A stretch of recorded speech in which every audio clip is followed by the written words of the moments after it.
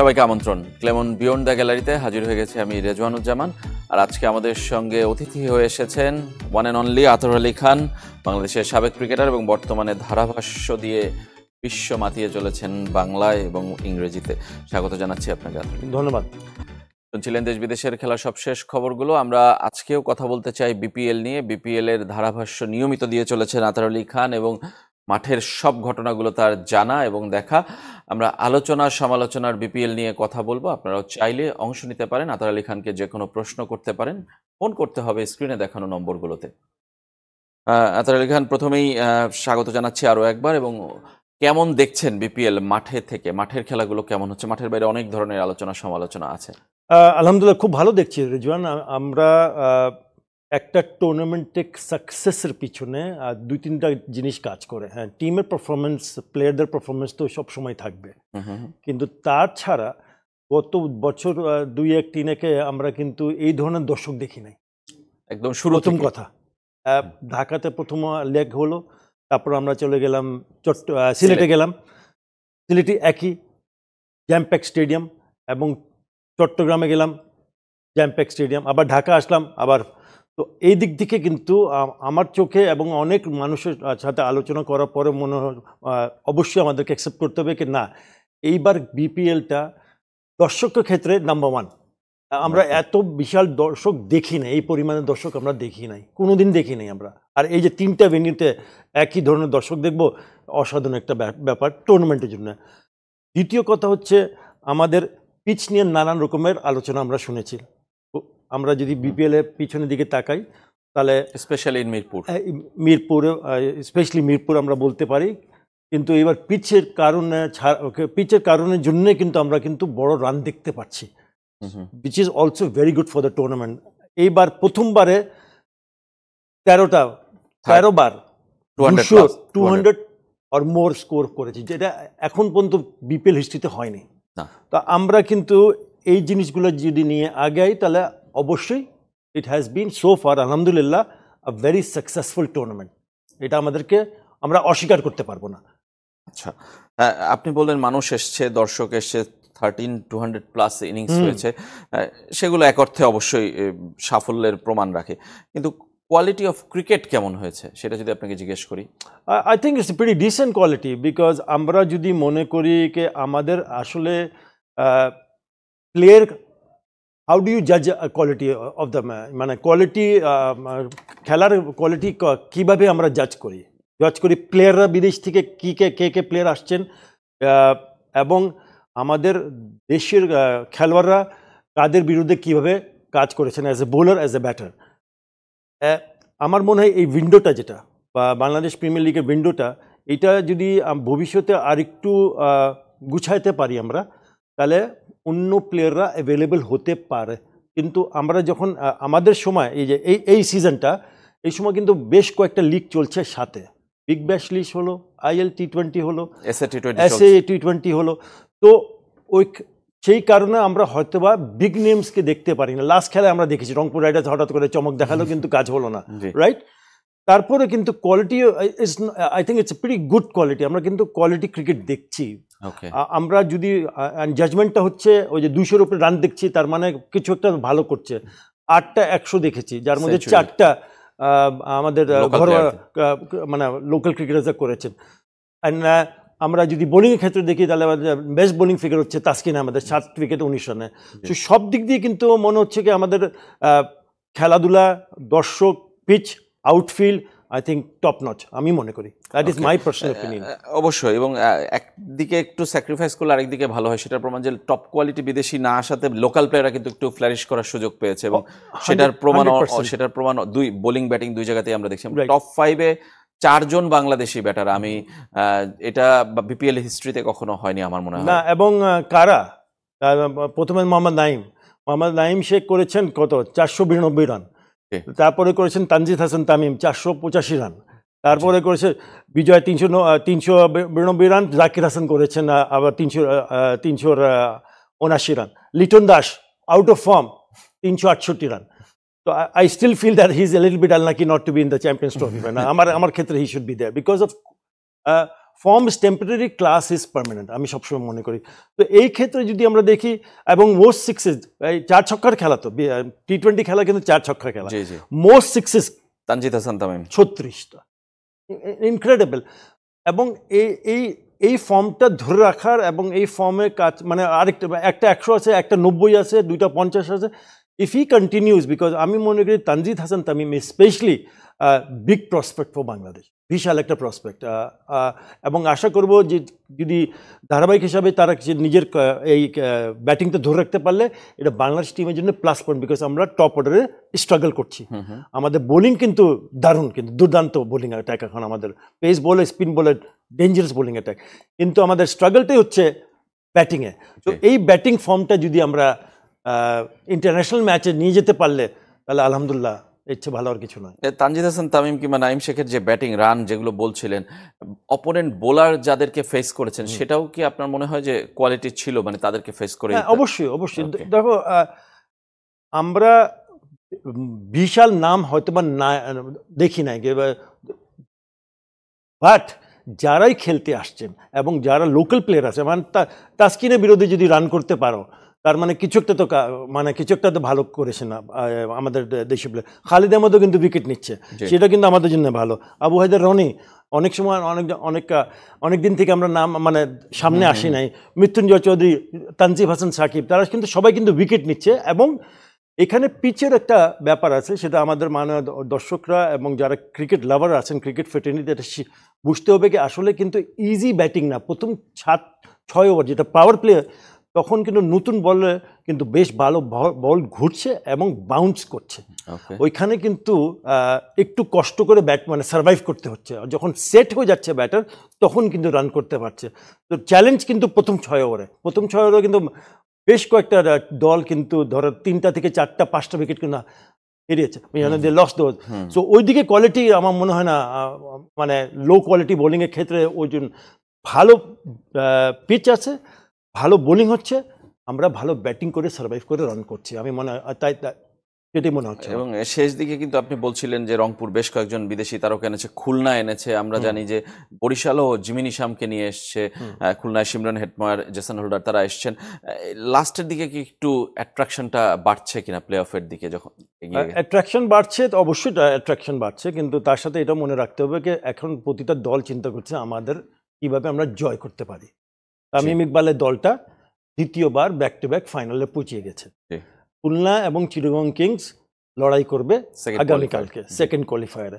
এই কারণে আমরা নতুন বড় প্লেয়ার না, টি-20তে যারা এলিমিনেট হয়ে যাচ্ছে তাদের থেকে প্লেয়ার নিয়ে আসছিল, রাসেল আর্নল্ড বা আন্ড্রু রাসেল এবং অন্যরা। সো প্লেয়ার অ্যাভেলেবল ক্ষেত্রে দল প্লেয়ার পেলে অবশ্যই নিয়ে আসবে, বাট ইয়েস, বিগার নেমস একদম লাস্ট স্টেজে খেলা, অ্যাট্রাকশন বাড়তেই হবে। কিন্তু আবার বিপরীত কথাও আছে, যে কালকে রংপুরের অ্যাসিস্ট্যান্ট কোচ আশরাফুল বলছিলেন যে এক ম্যাচের জন্য কয়েক ঘন্টা আগে এসে আসলে অ্যাডজাস্ট করাটা আসলে খুব ডিফিকাল্ট, এটা আসলে আইডিয়াল সিচুয়েশন না একটা টিমের জন্য।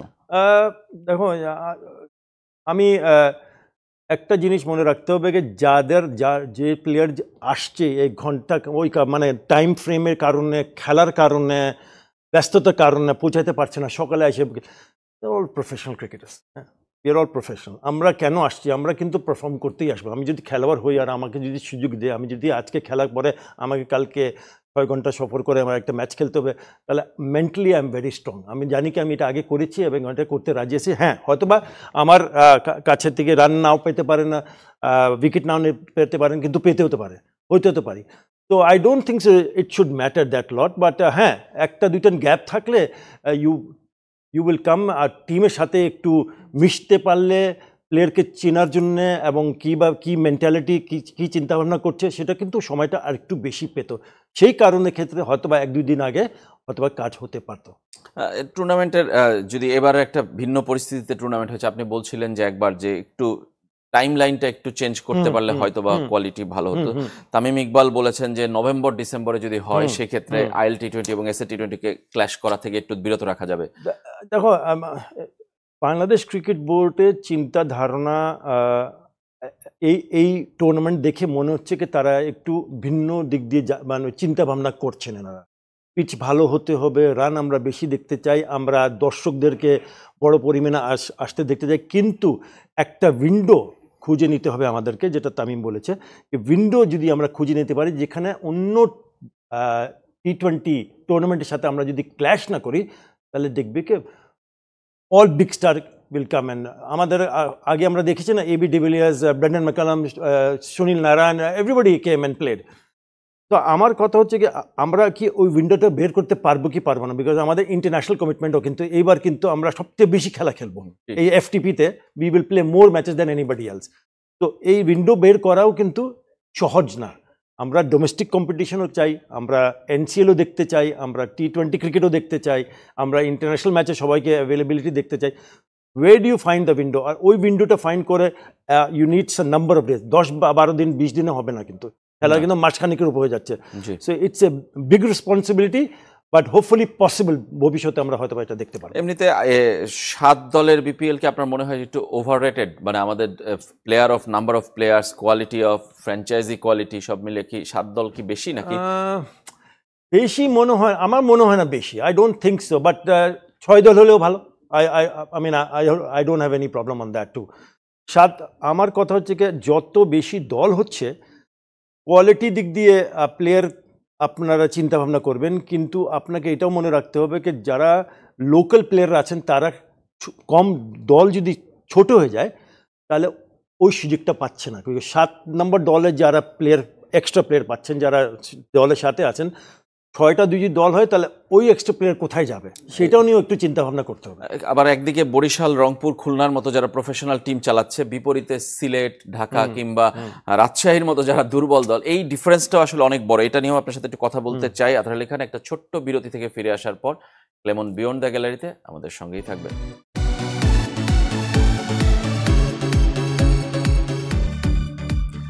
বিরতির পর আবারও ফিরে এলাম ক্লেমন বিয়ন্ড দ্য গ্যালারিতে। আমরা কথা বলছিলাম আলোচনা সমালোচনার বিপিএল নিয়ে। আমাদের সঙ্গে আছেন আতহার আলী খান, বাংলাদেশের সাবেক ক্রিকেটার এবং ধারাভাষ্যকার।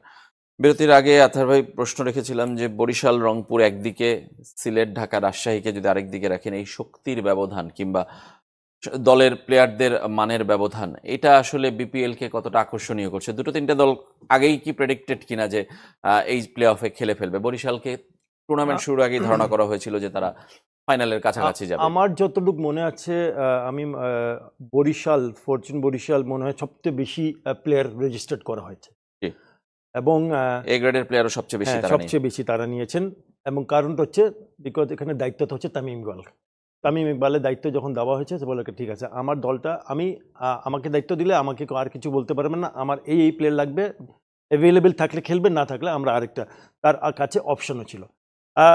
Professional way of doing things, এবং এইভাবেই কিন্তু টিম, একটা দলকে গুছানো দরকার। Tamim Iqbal can be a mentor, সে ক্যাপ্টেন, আর সে leading run scorer for Fortune Barishal. তো সব দিক দিয়ে তার ডিসিশন কিন্তু পক্ষে যাচ্ছে। তো ইম্পর্টেন্ট ফর যারা দল বানাবে, ভবিষ্যতে যারা ফ্র্যাঞ্চাইজ ওনার হবেন এবং যারা দল পিক করবেন, দে নিড টু, ওই টিম ম্যানেজমেন্টের মধ্যে কিছু cricket background player, former player অথবা যারা কোচিং করেছেন, যারা টেকনিক্যাল দিক দিয়ে একটু এগিয়ে আছেন, তাদের কাছে থেকে রাখা এবং তাদের পরামর্শ নেওয়া and a part of the team নিলে আমার মনে হয় আরেকটু ভালোভাবে গুছাইতে পারতে। অন্য টিমগুলোর কথা বলছেন 100%, যেটা রাশিয়ার কথা বলেছেন, সিলেট স্ট্রাইকারের কথা বলেছেন। তো অলসো একটা মিক্সড ম্যাচের ব্যাপার আছে। আমাকে যদি কোনো দায়িত্ব দেওয়া হয় আর আমি যদি বলি কি না আমার দলটা এইগুলো প্লেয়ার দরকার আছে, এটা কিন্তু আমার টিম ম্যানেজমেন্ট অফিসিয়াল বলেন, অ্যাডমিনিস্ট্রেশন দিকে বলেন, তাদেরকে কিন্তু এটা অ্যাকসেপ্ট করতে হবে। বিকজ যেহেতু আমার খেলার সাথে একটু সম্পর্ক আছে কিছুদিনের জন্য, আমার বুদ্ধি কাছে বলতেছে কিনা আমরা এই দল বানালে আমার জন্য ভালো হবে, এবং এই দল না নিলে আমরা কিন্তু পরে রাউন্ড বলেনি আর প্লে অফসি বলেন, এর কষ্ট হবে। I think this is something that both or all the teams need to find the right কম্বিনেশনকে। টিম ম্যানেজমেন্টে আমরা আসলে কাদেরকে চাই এবং কাদের কাছে থেকে আমরা কি পেতে পারি। 100% তারা চেষ্টা করছেন, কিন্তু আরেকটু ভালো হতে পারতো যদি আমরা কিছু আরেকটু ফর্মার প্লেয়ারদের মুখ দেখতে পারতাম এই দলদের সাথে। তামিম ইকবালের আপনি স্বাধীনতার কথা বলেছেন দল গোছানোর ক্ষেত্রে, সেই স্বাধীনতাটা তিনি পেয়েছেন অর্থ এর সাথে রিলেটেড, কারণ এতগুলো প্লেয়ারকে নিতে গেলে অনেক এক্সপেন্স করতে হয়। অন্য দলগুলো 100%। আসলে কষ্ট করতে হচ্ছে, দেখছি আমরা রাজশাহীকে দেখেই বোঝা যাচ্ছে যে তারা কি পরিমাণ সাফার করছে। সেই ক্ষেত্রে এই বিপিএল এর এই মডেলটাকে কি আপনি মনে করেন যে কখনো সাস্টেইনেবল মডেল, মানে এত টাকা ইনভেস্ট করে রিটার্ন যদি না পায়, কয় বছর দলগুলো আসলে চালাবে? দেখো আমরা তো বাইরে থেকে we are an outsider. Outsiders, yes. আমরা ধারাভাষ্যকার হিসাবে, ফর্মার প্লেয়ার হিসাবে আমরা আমাদের মন্তব্য দিচ্ছি, আমরা খেলা নিয়ে ডিসক্রাইব করছি, কিন্তু একটা ইভেন্টকে সাস্টেন করার জন্য ধৈর্য দরকার। ধৈর্য, you have to be patient. এই যে এটা কিন্তু এখানে কুইক রিটার্ন বলতে কিছু নাই। এখানে রিটার্নটা কি?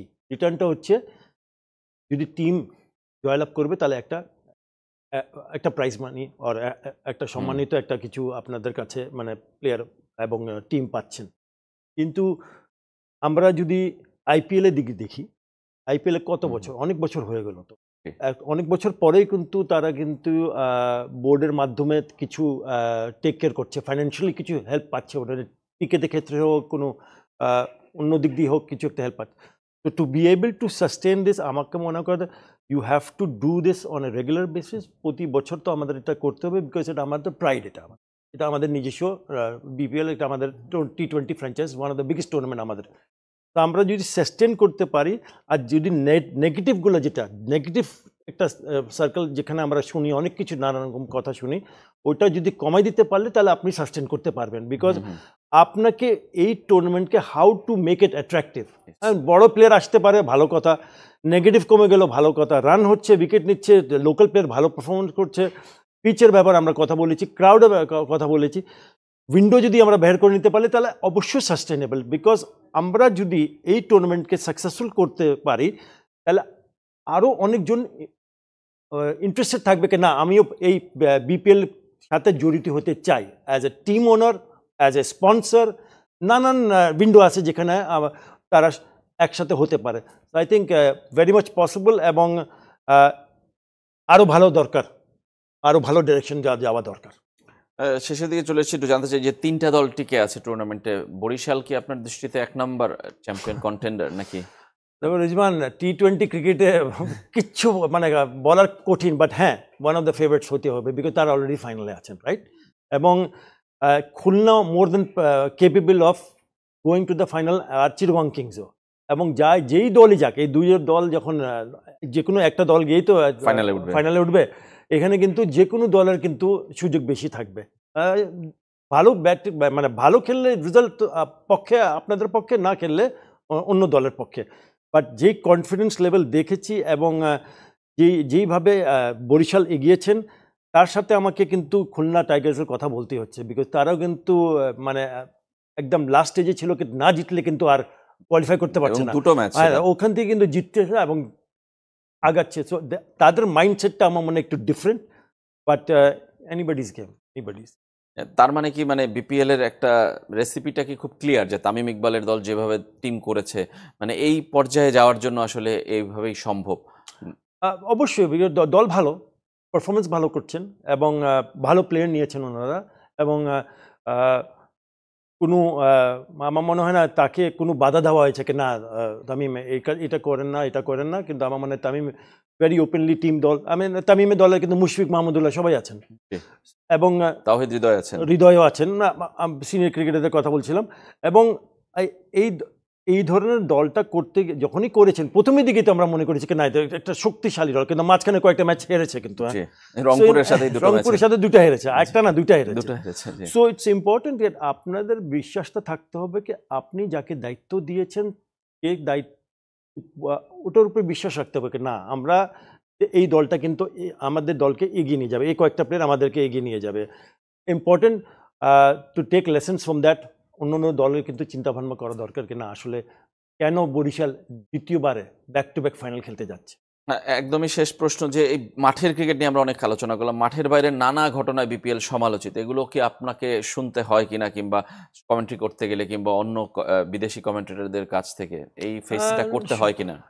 দেখো, আমরাও তো সকালে উঠে খবরের কাগজ পড়ি, তাই না? আমরা অনলাইনে পড়ি কিন্তু আবার হাতে পেপার ধরতে হয় আমাদেরকে, মানে ভালো লাগে এটা পেপার ধরে। তো পড়তে তো হচ্ছেই, শুনতে হচ্ছে, পড়তে হচ্ছে। বাট আমাদের আমাদের চিন্তা ভাবনা, আমরা কিন্তু যেই আমাদের দায়িত্ব আছে অ্যাজ এ কমেন্টেটর, ধারাভাষ্যকার হিসাবে, we concentrate on the game itself. আমরা কিন্তু খেলা দেখতে চাই, আমরা দর্শক বড় আসতেছে সেটা দেখতে চাই। বাট অবশ্যই এই নেগেটিভ জিনিসটা যদি সম্ভব হয় একটু কমে গেলে আমাদের পিপিএল এর জন্য আর ভালো নিউজ। ধন্যবাদ আপনাকে আতার আলী খান আমাদের স্টুডিওতে আসার জন্য। আজকের Thank you. মতো আমরা এখানেই শেষ করছি, আবারও দেখা হবে, সবাই ভালো থাকবেন।